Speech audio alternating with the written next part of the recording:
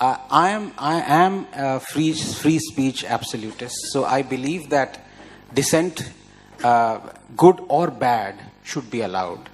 So there is room for good dissent, and there is room for bad dissent.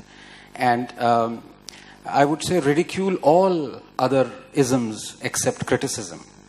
But the problem that we are seeing ever since 2014 is it's almost like a Cambrian explosion, as we call in science, as if that anything bad that has ever happened in this country, anyone who's been ever ruined, the economy, the institutions, the people, the corruption, has happened since 2014.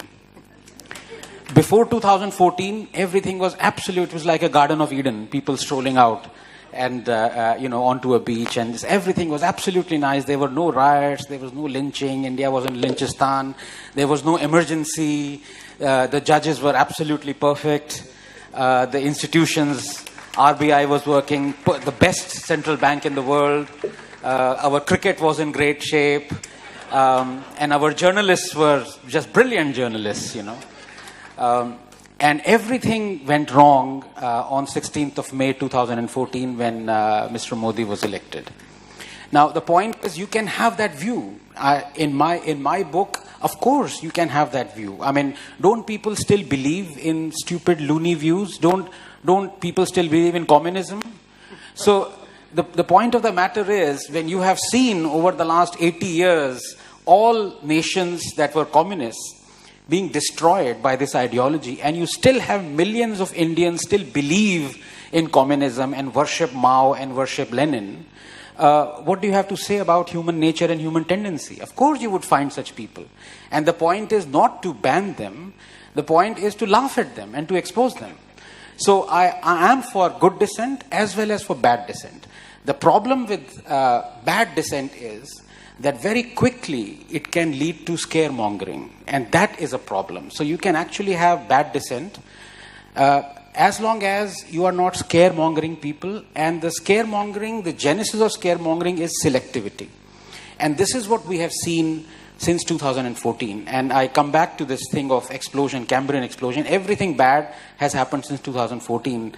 And just to give you, and I would like to give a couple of examples. I still have 6 minutes left. She has really scared me, So, this thing about India being called a Lynchistan, and Dalits being lynched, Muslims being lynched, and this whole thing about emergencies here, growing and creeping, intolerance, everything is growing and creeping. It's like, you're on the seabed, the writhing like an octopus, and everything is growing and creeping all around you. So let me give you a couple of examples, and I would love to have a show of hands here. It's a very attentive audience, which is very refreshing, coming from JNU, where half people are sleeping in the audience. Everyone knows about Akhlaq, right? The person who was lynched. How many of you know about Akhlaq? Could you raise your hands, please? Yeah, so that's about 90% of hands went up. How many of you know who was Savant Rathod? 5 hands. Who was Mukesh from Champaran? 2 hands. Who was Khitaram Bhil? 1 hand. Who was Junaid? 5 hands. Who was Farooq? 1 hand.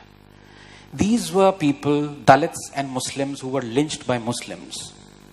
We don't know their names. They have been forgotten after pages of history books, but we know only Akhlaq. Pause and wonder why that is so.